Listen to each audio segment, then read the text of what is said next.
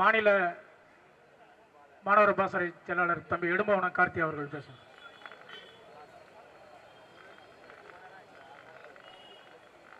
அநீதிக்கு எதிரான பெரு நிகழ்வில் பங்கெடுத்துக் கொண்டிருக்கும் தாய் தமிழ் சொந்தங்கள் அனைவருக்கும் பணிவான வணக்கம். இந்தியா என்பது தேசிய இனங்களின் சிறை கூடாரம் என்கிறார் அண்ணன் பொன்பரப்பி தமிழரசன். இந்தியா என்பது ஒரு துணை கண்டம் என்கிறார் பேரறிஞர் அண்ணா. இன்னைக்கு தமிழ்நாடுங்கிற மாநிலம் இந்தியாவுக்குள்ள இருந்தாலும் இந்தியா என்பது ஒரு தேசம், தமிழர்களின் தாயகம். இந்த தாயகம் இன்றைக்கு திட்டமிட்டு கலப்பட தாயகமாக மாற்றப்பட்டுக் கொண்டிருக்கிறது. இயல்புக்கு மாறாக அதிகப்படியான வடநாட்டுக்காரங்க தமிழ்நாட்டுக்குள்ள படையெடுத்து வர்றாங்க. ஏறக்குறைய 1 கோடி பேர் தமிழ்நாட்டுக்குள்ள ஊடுருவி வந்துட்டாங்க. வடநாட்டுக்காரங்க வந்தா என்ன பிரச்சனை? அவங்க வர்றாங்க, வந்து வேலை செய்யறாங்க, பொருளிட்டுறாங்க அப்படின்னு நினைக்கலாம். இந்தியாங்கிற நாடு வெள்ளக்காரன்ட்ட 300 ஆண்டு காலம் அடிமைப்பட்டு கிடந்துச்சு நமக்கு தெரியும். வெள்ளக்காரன் அந்த நாட்டை எப்படி அடிமைப்படுத்தினா? அவன் துப்பாக்கி முனையில, கத்தி முனையில, எல்லையில ராணுவத்தை குவிச்சு போர் செஞ்சு நாட்டை பிடிக்கல. அவன் வணிகம் செய்ய இந்த நாட்டுக்கு வந்தான். வணிகம் செய்யறப்ப வணிகத்தின் ஊடாக அந்த நாட்டின் பொருளாதாரத்தை கையகப்படுத்தினார். பொருளாதாரத்தை இழந்தவன் நாடு தானாக அடிமைப்பட்டது. அதே போல தமிழ்நாட்டோட பொருளாதாரம் இன்னைக்கு வடநாட்டுக்காரங்க கையில் இருக்குது. அமைப்பு சாரா பணி தொடங்கி, அஞ்சலக பணி தொடங்கி எல்லா பணிகளிலையும் நீக்க மர இன்னைக்கு வடநாட்டுக்காரங்க நிறைஞ்சு கிடக்கிறாங்க. இந்தியாவிலே மொழிக்காக இந்தியை திணிப்பதை எதிர்த்து போராடி நிலம் தமிழ்நாடு. அந்த தமிழ்நாட்டில் இந்திக்கார ஊடுருவி இன்னைக்கு தமிழ் மக்கள் மத்தியில இந்தியை திணித்துக் கொண்டிருக்காங்க. இதை பத்தி ஆண்ட திமுக, ஆண்ட அதிமுக யாருக்கும் எந்த அக்கறையும் இல்லை, எந்த கவலையும் இல்லை. ஒரு பக்கம் வந்து அவன் பொருளீட்டி கொண்டு போறான் அப்படின்னா, இன்னொரு பக்கம் என்னன்னா வடநாட்டுக்காரன் வாக்காளனாக மாறுறான். என்ன சொல்றாங்க? நாம் தமிழர் கட்சி தமிழ்நாட்டில் இருக்கக்கூடிய 233 தொகுதிகளில் கூட நீங்க வெற்றி பெற முடியும், ஆனா எந்த காலத்தையும் துறைமுகம் சட்டமன்ற தொகுதியில வெற்றி பெற முடியாதுங்கிறாங்க. ஏன்னா துறைமுகம் சட்டமன்ற தொகுதியோட வெற்றி தோல்வியை தீர்மானிக்கிறது தமிழர்கள் இல்ல, வடநாட்டுக்காரங்க. தமிழ்நாட்டில் பல தொகுதிகள் அது மாதிரி மாறிக்கொண்டிருக்கிறது. திருப்பூர் தெற்குல பாஜக அதிகப்படியான வாக்களை பெறுவது என்றால் அதுக்கு காரணம் வடநாட்டுக்காரர்களின் வாக்கு. வானதி சீனிவாசன் கோயம்புத்தூர் தெற்குல வெற்றி பெறாங்க. யாரோட வாக்கு? வடநாட்டுக்காரங்க வாக்கு. தமிழ்நாடு முழுக்க குடியுரிமை சட்ட திருத்தத்துக்கு எதிராக போராட்டம் நடக்குது. குடியுரிமை சட்ட திருத்தம் கூடாதுன்னு. ஆனா திருப்பூர்ல மட்டும் அது வேணும்னு போராட்டம் நடக்குது. யாரு போராட்டம் பண்றது பார்த்தா வடநாட்டுக்காரன். எல்லாரும் வந்துட்டேன். வடவர் நம்மவரும் இல்லை, அவர் நல்லவரும் இல்லை என்று முழக்கத்தை முன்வைத்தவர் அண்ணா. அந்த அண்ணாவில் வந்த திமுக, அண்ணாவை பெருளவித்திருக்கக்கூடிய அதிமுக, 2 கட்சிகளும் ஏறெடுத்து பார்க்கிறது. ஒரு காலத்துல ஐயா கருணாநிதி தண்டவாளத்தை தட வச்சாரு. தொடர் வண்டி வந்துச்சா வரலையாங்கிறது வேற. தட வச்சாரு. எதுக்காக? வடநாட்டுக்காரன் டால்மியாவோட பேர்ல டால்மியாபுரம்னு கள்ளக்குடிக்கு எப்பறம் பேர் வைக்கலாம் சொல்லிட்டு தண்டவாளத்தை தட வச்சாரு. ராவின்சன் பூங்காவில் கொட்டுகிற மழையில திமுக தொடங்கப்படுறப்ப வைத்த கோட்பாட்டு முழக்கங்கள்ல ஒண்ணு வடவர் ஏகாதிபத்திய எதிர்ப்பு. தட்சிணாபிரதேசத்தை கூடாது என்று பெரியார் இவரா சொன்ன போது வைத்த காரணம் தமிழர் அல்லாதவர் உள்ள வந்து வாங்கிறது. ஆனா இன்னைக்கு வடநாட்டுக்காரன் லட்சக்கணக்கா உள்ள வர்றான். அதை பத்தி எந்த கவலையும் இல்லை. அவன் ஒரு பக்கம் பொருளீட்டி கொண்டு போறான்னா, இன்னொரு பக்கம் வாக்காளராக மாறிக்கொண்டு வர்றான். அவன் வாக்காளராக மாறி ஒரு தொகுதியோட வெற்றி தோல்வியை தீர்மானிக்கிற காரணியாக மாறி போனால் தமிழ்நாட்டில் ஒருபோதும் தமிழர் அரசியல் இருக்காது. தமிழ்நாட்டின் அரசியல் திசைவழி போக்கு மாறி போகும். அந்த பேராபத்து, அந்த பேரபாயம் இருக்குது. அதை கண்டித்து நாம் தமிழர் கட்சி தொடர்ச்சியாக நாங்க போராட்டம் செய்யறோம். எவ்வளவு பெரிய கூத்து, எவ்வளவு பெரிய கொடுமை! தமிழ்நாட்டில் தமிழர்களுக்கு வாய்ப்பு கொடுங்க. தனியார் பணிகள்ல, அரசு பணிகள்ல தமிழ்நாட்டை சேர்ந்த தமிழர்களுக்கு வந்து அதிகப்படியான வாய்ப்பு கொடுங்க அப்படின்னு போராட வேண்டிய நிலை. ஏன்னா ஆடக்கூடிய ஆட்சியாளருக்கு அதை பத்தி எந்த கவலையும் இல்லை, எந்த அக்கறையும் இல்லை. இவ்வளவு ஆண்டு காலமா, 60 ஆண்டு காலமா திமுகவும் அதிமுகவும் ஆண்டு நாட்டை குட்டிச்சுவரா மாத்திட்டான். சரி, இந்த தேர்தல ஒரு மாற்றம் வரும்னு பார்த்தா மாற்றம் வரல, நாட்டம் தான் வருது. தமிழ்நாட்டுக்கு பல முற்போக்கு அம்சங்கள் உண்டு, பல வரலாற்று சிறப்புகள் உண்டு. தமிழ்நாட்டுக்கு இந்தியாவிலே தனித்துவம் மிகுந்த நிலம் தமிழ்நாடு என்று சொல்லப்படுது. இந்தியாவிலே அரசியல் புரிதல் கொண்ட மாநிலம் என்று தமிழ்நாடு சொல்லப்படுது. ஆனா அந்த தமிழ்நாட்டில் இந்த தேர்தல் முடிவுகள் தமிழ்நாட்டை பல நூறாண்டு பின்னோக்கி கொண்டு போயிடுச்சு. வடநாட்டுக்காரனை பார்த்து பிற்போக்குத்தனமா இருக்கணும். இன்னைக்கு வடநாட்டுக்காரன் காலேஜ் போறேன், ஆந்திராவில் திரைக்க வச்சு அதிகம். ஆனா பவன் கல்யாண் தமிழ்நாட்டை பார்த்து ஏனதான் பேசாரு. காரணம் என்ன? இந்த தேர்தல் முடிவு. இது தேர்தல் முடிவு இல்ல, விபரீத விபத்து. ஏறக்குறைய 1 கோடி பேரு, 1 கோடி வாக்காள யாரு வேட்பாளர் தெரியாம ஓட்டு போட்டிருக்காங்க. 1 கோடி பேர். எப்படி பாருங்க, வாக்காளருக்கு யாரு வேட்பாளர் தெரியல. தேர்ந்தெடுக்கப்பட்ட அமைச்சருக்கு தன்னோட துறை என்னன்னு தெரியல. சுற்றுலாத்துறையா, சுற்றுச்சூழல் துறையா, எதுவும் தெரியல. தமிழ்நாட்டு நிலைமை அப்படி இருக்குது. ஆனா கிளம்பி ஆய்வு பண்றேன், ஆய்வு பண்றேன்னு போயிடுறது கடைக்குள்ள. இதுக்கு பேர் என்ன முறுக்கா? இது எப்படி முறுக்கு நம்புறது? இதுக்கு என்ன ஆதாரம்? இது ஆய்வு. ஐன்ஸ்டீன் ஆய்வு பண்ணாரு, பெரிய பெரிய அறிஞர்கள் ஆய்வு பண்ணாங்க. அதெல்லாம் என்ன ஆய்வு? இதுதான் ஆய்வு. தொழில்துறை அமைச்சர், தொழில்துறை அந்த தொழிற்சங்கத்துறை சம்பந்தப்பட்ட அமைச்சர் பர்வேஸ், அவர் போய் தொழிற்சாலைக்குள்ள ஆய்வு பண்ணணும். உரிய விதிகள் கடைபிடிக்கப்பட்டதா, தொழிலாளர்கள் மதிப்போடு நடத்தப்படுறாங்களா ஆய்வு பண்ணணும். அவர் எங்க போய் ஆய்வு பண்றாரு? மருத்துவமனைக்குள்ள. மருத்துவமனைக்குள்ள போயிட்டு நிக்கிறாரு. அதிகாரிகள் கேட்கறாங்க, இந்த மாதிரி சிக்கல் இருக்கு, இதெல்லாம் இருக்கு, இதெல்லாம் பண்ணணும் அப்படின்னு பேசுறாங்க, கேட்கறாங்க, லஞ்சம் விட்டுருக்காங்க. அவர் திடீர்னு திரும்பி தளபதி போட்டவ காணும், அதை கிளக்க மாட்டேங்க, அதான் புரோட்டோகால். இவர் தமிழ்நாட்டோட அமைச்சர், அதுவும் தமிழ்நாட்டு முதலமைச்சர் பாருங்க. ஊடகங்கள் ராப்பால அவரையே பேசணும். அவர் வந்தாரு, கோட்டை மாட்டினாரு, கலட்டினாரு, நடந்தாரு, உருண்டாரு, பிறண்டாரு, எல்லாத்தையும் பேசணும். ஆனா தவறையும் ஊடகங்கள்ட்ட பேச மாட்டாரு. ஏன் பேச மாட்டாரு? என்ன தெரியாது. அவரு வச்சுக்கிட்டு வஞ்சன பண்ணல. நீங்க சிந்திச்சு பாருங்க. ஜான் ஆரோக்கியசாமின்னு ஒருத்தர், நம்ம அண்ணன் ஒருத்தர், அவர் தான் இயக்குனர். அவர் இயக்குறாரு, இங்க போங்க அங்க பண்ணுங்க அப்படின்னு இயக்குறாரு.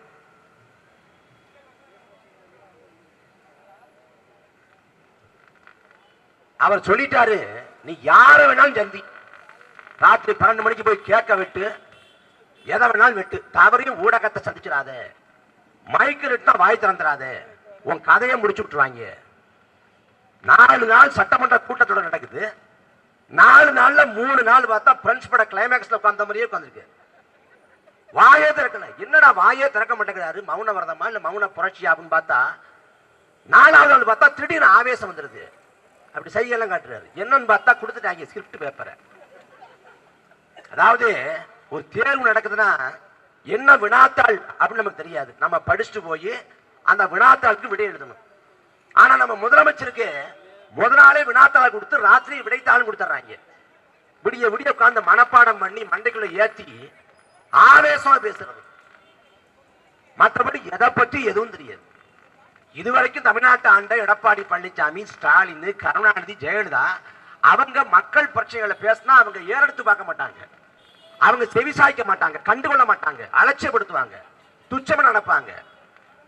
அவங்களுக்கு நம்ம அழுத்தம் கொடுக்கணும், நெருக்கடி கொடுக்கணும், அப்பதான் பிரச்சனையை தீர்ப்பாங்க.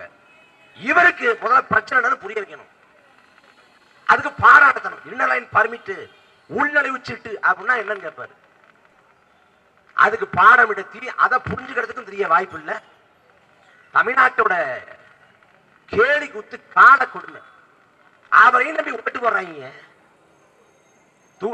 தூத்துக்குடியில 14 பேர் எடப்பாடி பழனிசாமி அரசு துள்ள துடிக்க படுகொலை செஞ்சது எல்லாருக்கும் தெரியும். அது ஒரு படுகொலை. ஆனா கரூர்ல விஜய் 41 பேரை திட்டமிட்டு கொன்னாது அப்படின்னு யாரும் சொல்லல. எல்லாரும் என்ன சொல்றோம், கரூர் அந்த மரணத்தை பொறுத்த வரைக்கும் விஜய் காலதாமதமா போயிட்டாரு, அந்த காலதாமதம் தான் விபத்துக்கு முதன்மை காரணம் அப்படின்னு பதிவு பண்றோம். அப்ப அந்த மரணங்களுக்கு விஜய் தார்மீக பொறுப்பேற்கணும். ஆனா என்ன சொல்றாரு, எமல பழி போடுறாங்க, எமல பழி போடுறாங்க அப்படின்னு வாயிலே வேகத்தை அடிச்சுக்கிட்டு ஒப்பாரி வைக்கிறது. யாரு பழி போட்டா? அங்க சதி நடந்தது என்று பழி போட்டது நீங்க. இப்ப காவல்துறையை வச்சு கொண்டு குவிச்சுட்டாங்க அப்படின்னு சொல்றது யாரு? ஆதவர்ஜுனா. அது ஏ2 அக்யூஸ்ட். ஆனா ஆதவர்ஜுனா பேசுறாரு, காவல்துறை கொன்று குவித்தது என்றால் கொன்று குவித்த பொழுதின் போது எங்க போனீங்க? ஏன்டா விட்டுட்டு ஓடி போனீங்க? ஏன் ஓடி போனீங்க? ஒரு மாத காலம் வெளியே வராம ஊடகத்தை சந்திக்காம தலைவர்களா எங்க போனீங்க? எங்க போனீங்க? 41 பேர் செத்து விழுந்தும் கூட அந்த மரணம் விஜய்கிட்ட எந்த குற்ற உணர்ச்சியும் ஏற்படுத்தல. பீஸ்ட்னு படம் நம்ம எல்லாம் பார்த்திருப்போம். இந்த படத்துல ஒரு காட்சி, தொடக்க காட்சி எங்க ஆரம்பிக்குதுன்னா, ஒரு குழந்தை வந்து இறந்து போகுது. அந்த குழந்தையோட இறப்புக்கு தான் தான் காரணம் நினைச்சுக்கிட்டு விஜய் குற்ற உணர்ச்சி அடைஞ்சிடுறாரு. அதுக்கு பிறகு உளவில் நிபுணரை பார்க்கிறாரு. அங்கிருந்து படம் தொடங்குது, பீஸ்ட் படம். ஆனா கரூர்ல ஒரு குழந்தை இல்லை அன்பு மக்களே, 10 குழந்தை உட்பட 41 பேர் செத்து போனாங்க. 41 பேர் செத்து போனாங்களே, நம்மளாலங்கிற குற்ற உணர்ச்சி துளி கூட இல்லை. ஆட்சிக்கு வந்து 55 நாள் ஆச்சு. 50 நாட்களாக நான் கரூர் போறேன் அப்படின்னு சொல்லல. கரூர்ல உறவுகளை இழந்தவங்களுக்கு வந்து நான் வந்து அரசு வேலை தரேன்னு சொல்லல. இப்ப 50 நாள் கழிச்சு சொல்றாரு நான் கரூர் போறேன். எதுக்கு போறேன்? எதுக்கு போறேன்? ஏன்னா கரூர்ல இடைத்தேர்தல் வருது. எம்ஆர் விஜயபாஸ்கர் போட்டி போட போறாரு. அப்ப அந்த இடைத்தேர்தலுக்கான பரப்புரை இப்ப விஜய் போறாரு. உண்மையிலேயே பாதிக்கப்பட்டவங்க பார்க்க போறாரா? 50 நாட்கள் என்ன பண்ணீங்க? 50 நாட்கள் என்ன பண்ணீங்க? வந்த உடனே முத கையெழுத்து பாதிக்கப்பட்ட 41 குடும்பத்தாருக்கும் அரசுடன் போட வேண்டியதானே? ஏன் 50 நாள் கழிச்சு? என்ன கேவலம் கட்ட கேடு கட்ட அரசியல். இதுல வழக்க போட்டுருவோம், நாங்க கைது பண்ணிடுவோம். நாங்க என்ன புஷி ஆனந்தா நிர்மல்குமாரா ஓடி ஒழிஞ்சு போறதுக்கு?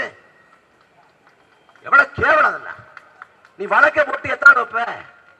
ஒரு 5 பேரை கைது பண்ணிருக்காங்க இந்த தாவேக ஆட்சியில. 5 பேரையும் கைது பண்ணா நீதிமன்றம் சொல்றது வீட்டுக்கு போன அனுப்பிடுது.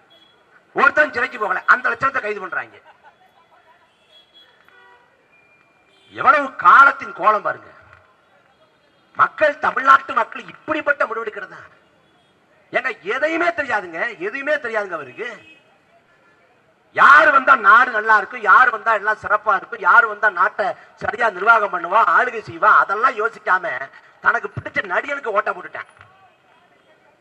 விளைவு வெறும் 55 நாள் தான் இருக்கு. வெறும் 55 நாள், ஏறக்குறைய 2 மாசம்.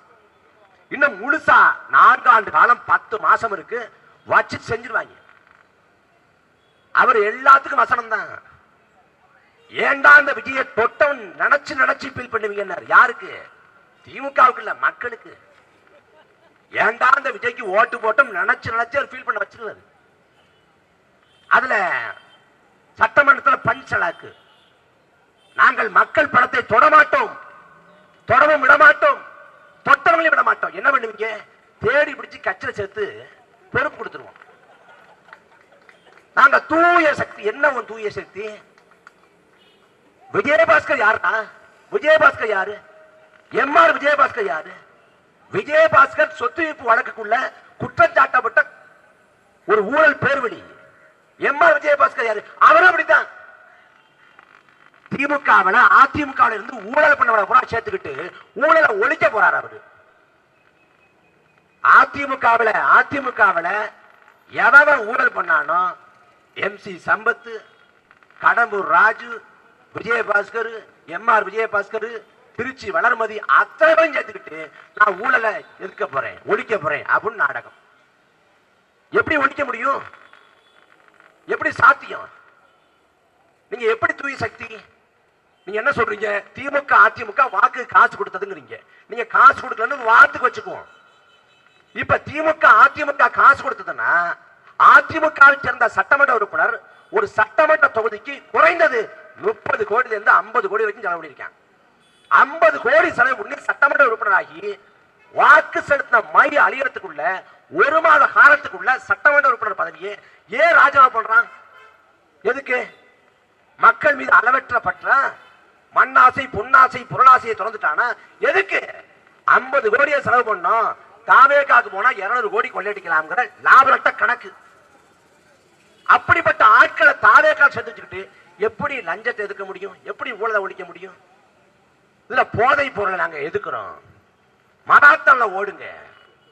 எங்கிட்டு வர்றது? உங்க அமைச்சர் சரத்னு ஒருத்தருக்கு அந்த ஐபிஎல்ல போட்டாரே போதைய, அது என்னது? இல்லங்க, குழந்தைக்கு வந்து நாங்க மாத்திரைய பொடி பொடியா நுணுக்கி கொடுத்தோம். குழந்தை எங்க? குழந்தைய அவருதான்.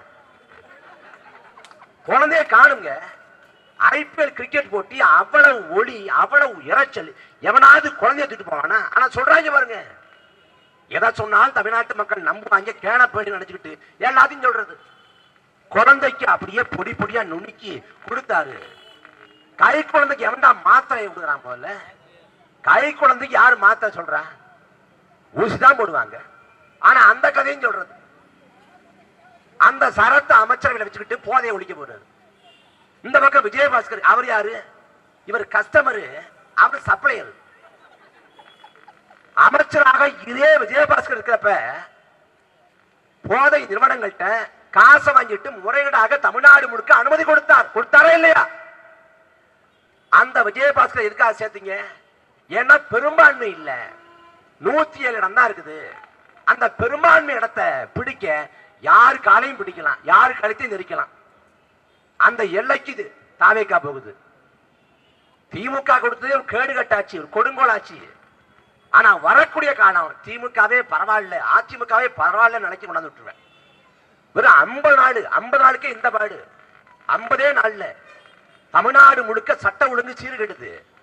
போதைப் பொருட்களின் புழக்கம், பெண்கள் மீதான பாலியல் வன்முறை. கேட்டா சிங்கப்பன் அதிரடிப்படை அமைச்சிருக்கோம். என்ன ஒரு சிங்கப்பன் அதிரடிப்படை? அந்த ஒரு படத்தை சொல்லுவார்ல, ஸ்னேகா அந்த பேர்லாண்டா விழுந்துட்டேன்னு. அந்த மாதிரி சிங்கப்பன் அதிரடிப்படை, சிங்கப்பன் பரவாயில்லையே, அதிரடிப்படை பரவாயில்லையே. ஆனா உண்மையிலேயே விஜய் மாதிரி அதுவும் கம்மி. ஏன்னா சிங்கப்பன் அதிரடிப்படை அதோட வேலை என்ன? அவங்க வேலை என்ன? அவங்க ரோந்து போவாங்க. ரோந்து போறப்ப இந்த பேருந்து நிலையம் இருக்குதா, அங்க குற்றம் நடக்குதா, குறுக்க புந்து தடுப்பாங்க. இல்ல குற்றவாளி காணா, பிடிச்சு காவல் நிலையத்தில் ஒப்படைப்பாங்க. அவ்வளவுதான். காவல் நிலையத்தில் ஒப்படைக்கப்பட்ட பிறகு வழக்கு போடுதா விடுவிக்கப்படுதாங்கிறத அவங்க தீர்மானிக்க முடியாது.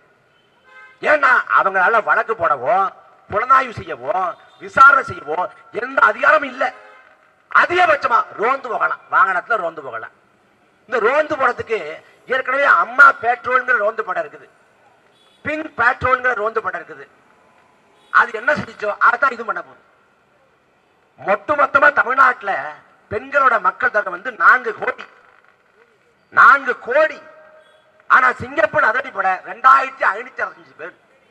அதை மேலும் விரிவாக்கம் பண்ணாலும் 5000 பேர்.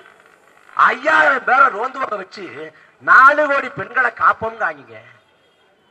தமிழ்நாட்டோட நிலப்பரப்பு எவ்வளவு பெருசு? உலகத்தில் இருக்கக்கூடிய சுதந்திரம் பெற்ற 100 நாடுகளை விட பெரிய நிலப்பரப்பை கொண்டது தமிழ்நாடு. இங்கிலாந்து நாட்டுக்கு நிகரான நிலப்பரப்பை கொண்டது தமிழ்நாடு.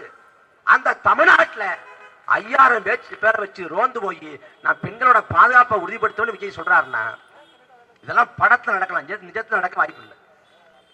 வீதிக்கு வீதி டாஸ்மாக் கடை, அந்த மதுபான கடையை மூட துப்பு இல்ல. திமுக மதுபான கடையை நடந்துச்சு, அதிமுக மதுபான கடையை நடந்துச்சு. நாங்க மாற்றம்னு வந்தீங்களே, மதுபான கடையை மூட வேண்டியதானே? ஏன் மூடல? என்ன மூட மாட்டார்கள். இது திமுகவுக்கு அதிமுகவுக்கு மாற்று இல்ல. திமுக அதிமுக பண்ணதை இன்னும் வீரியமா பண்ணுவான். அவனாவது கொஞ்சம் நாடகம் போடுவான், வேடம் போடுவான். இவன் வந்து குற்றம் பண்ணிட்டு கூச்சமே இல்லாம தெரியுவான். இங்க 50 நாட்கள்ல பாருங்க, சட்ட ஒழுங்கு சீர்கெடுது, வன்முறை நடக்குது. யார் செய்யலான்னு பார்த்தா தாவேக்காரனே செய்யறான். விதவை பெண்ணு ஒருத்தவங்க, அந்த பெண்ணு வீட்டுக்குள்ள ஒரு தாவேக்கா நிர்வாகி போய் புந்துட்டான். அவன் யாருன்னு பார்த்தா இப்ப பார்த்தா அரசு விழாவில் நிக்கிறான். திருப்பைகுண்டத்துல ஒரு பெண்ணு கூட்டு பாலியல் கொடுமை. யாரு? தாவேக்காவோட பெண்ணு, கட்சிக்கார பெண்ணு. அந்த பெண்ணை 2 பேரும் சேர்ந்து கூட்டு பாலியல் கொடுமை பண்ணிட்டு அந்த பெண்ணு வந்து துணிவோடு வந்து புகார் கொடுத்தாங்க. இதுக்கு காரணம் திருவைகுண்டம் சட்டமன்ற உறுப்பினர் சொல்றாங்க. ஆனா இதுவரை அந்த திருவைகுண்டம் சட்டமன்ற உறுப்பினர் சரவணன் மேல எந்த நடவடிக்கையும் இல்லை.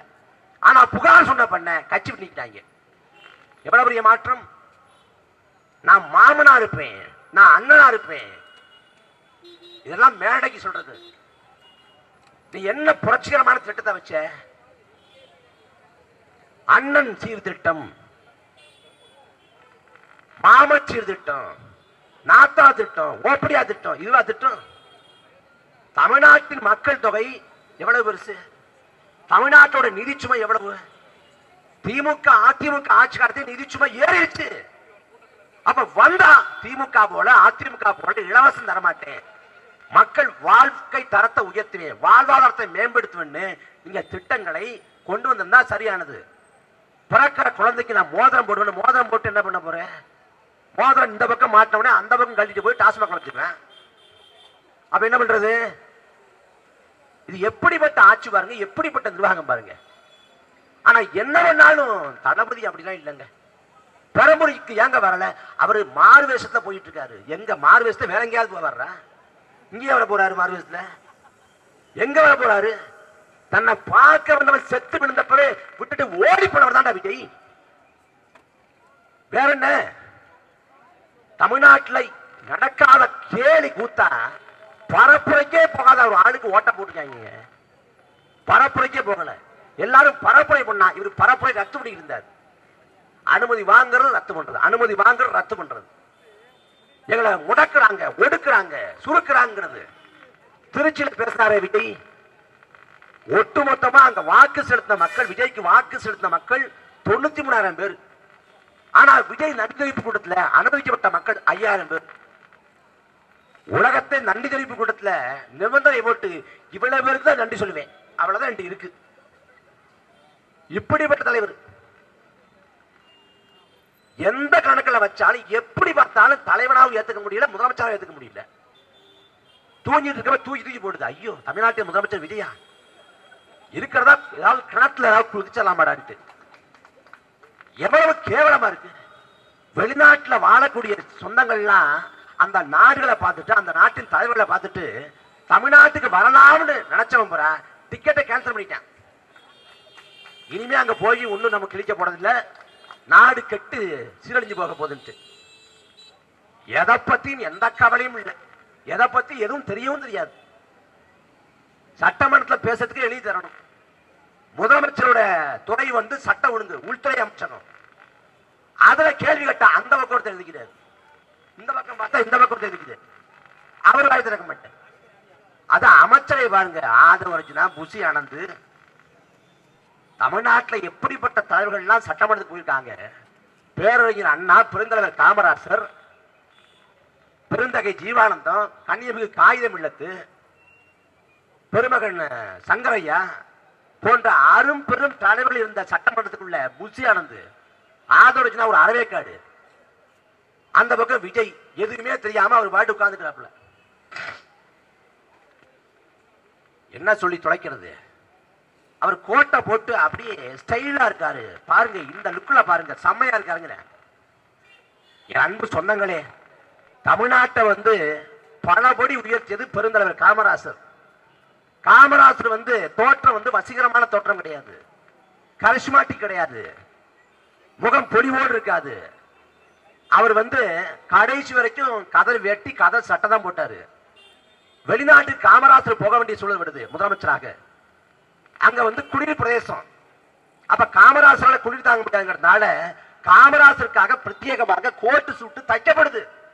ஆனா காமராசர் கோட்டு சூட்டு போட்டு போகல, இதே வேட்டு சட்டையோட போயிட்டாரு.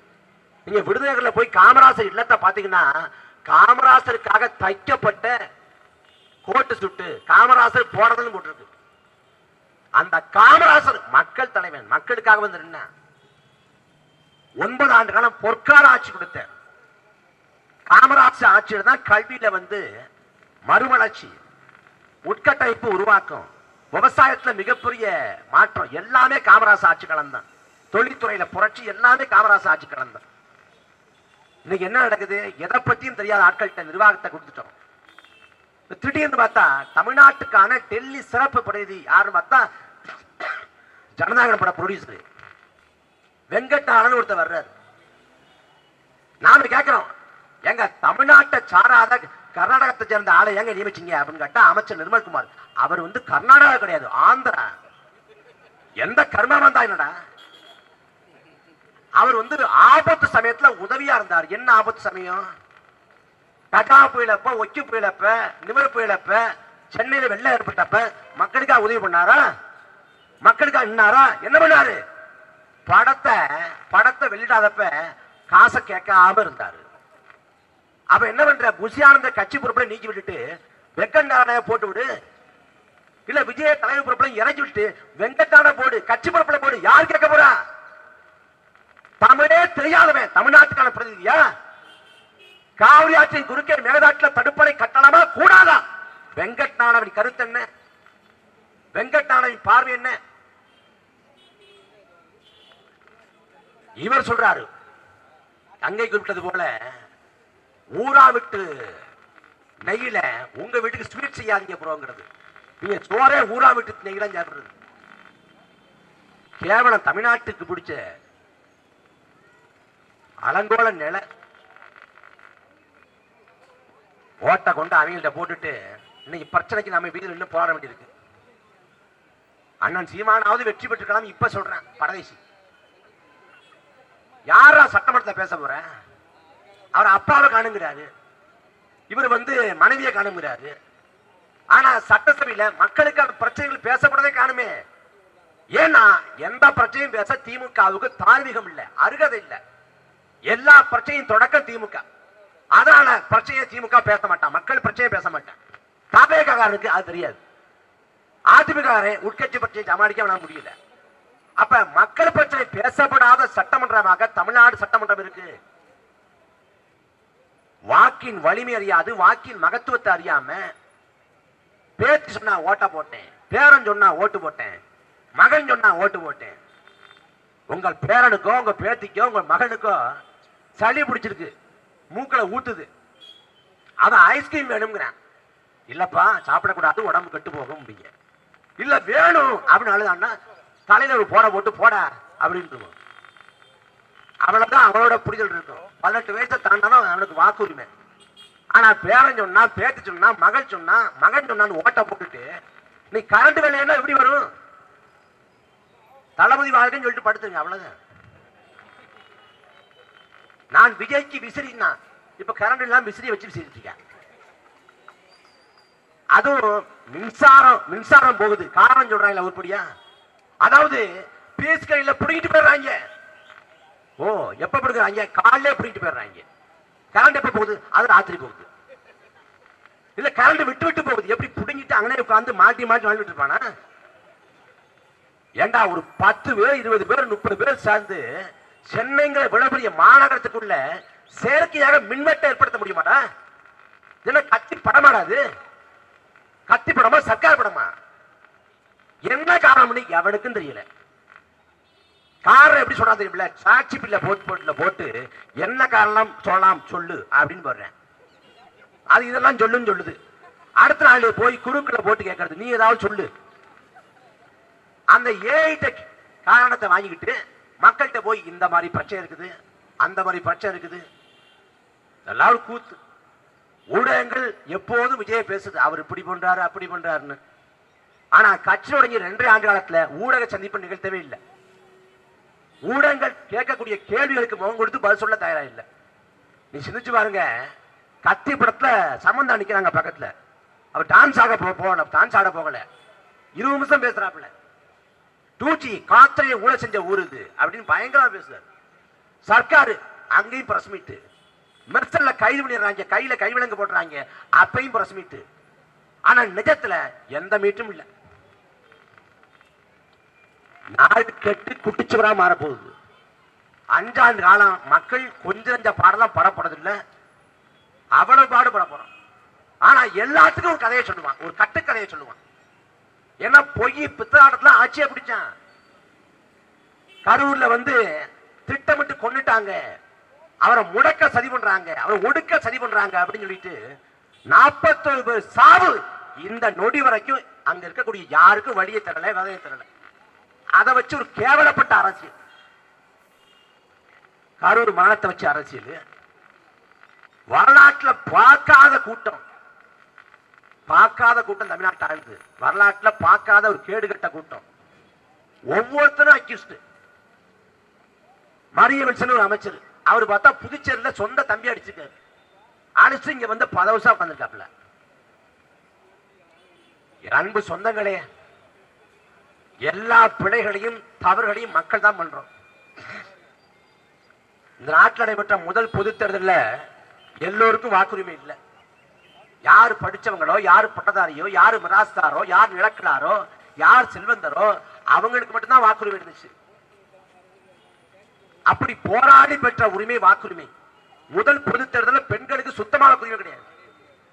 நாம் சுதந்திரம் போராடி பெற்றது போல வாக்குரிமைக்கு ஒரு போராட்டம் செஞ்சோம். அந்த வாக்குரிமை தான் 5 ஆண்டுகால வாழ்க்கையை தீர்மானிக்குது. தவறான ஒருத்தருக்கு வாக்கு செலுத்திட்டீங்கன்னா, நான் தவறு பண்ணிட்டேன்னு அதை உணர்ந்து திருத்துறதுக்கு 5 ஆண்டு காலம் தேவைப்படும். அந்த 5 ஆண்டு காலத்துல நாட்டையே முடிச்சு விட்டுருவேன். திமுக அதிமுக ஆட்சி காலத்துல வனக்கொள்ளை நடந்தது, மனக்கொள்ளை நடந்தது, கனிம வளங்கள் பக்கத்து மாநிலங்களுக்கு ஏற்றப்பட்டது. தாவே காய்ச்சல் என்ன? அதேதான் அதேதான். திமுக அதிமுக ஆட்சி காலத்துல கமிஷன் கரப்ஷன் அதேதான் இப்பயும். அப்ப பாட்டிலுக்கு 10 ரூபா வாங்கினா இப்ப ஒரு பாட்டு பாடி ஏற்றி விட்டு 20 ரூபாய் மாத்திட்டான். எந்த மாற்றம் இல்லையே. நெல் கொள்முதல் நிலையங்கள் அதே போல 40 ரூபாய் வாங்கிட்டு இருக்கேன். எந்த மாற்றம் இல்ல. ஒரே ஒரு மாற்றம், வேட்டு சட்டை போட்டிருந்தாரு ஒரு தடுப்ப, இப்ப கோட்டு, அதுல பெருமிதப்பட்டுக்க வேண்டியது. அதை தாண்டி எந்த மக்கள் பிரச்சனையும் தீர்க்கப்பட போறதில்லை. தமிழ்நாடு ஒரு அடி முன்னோக்கி நகர போறதில்லை. பல நூற்றாண்டு பின்னோக்கி போக போகுது.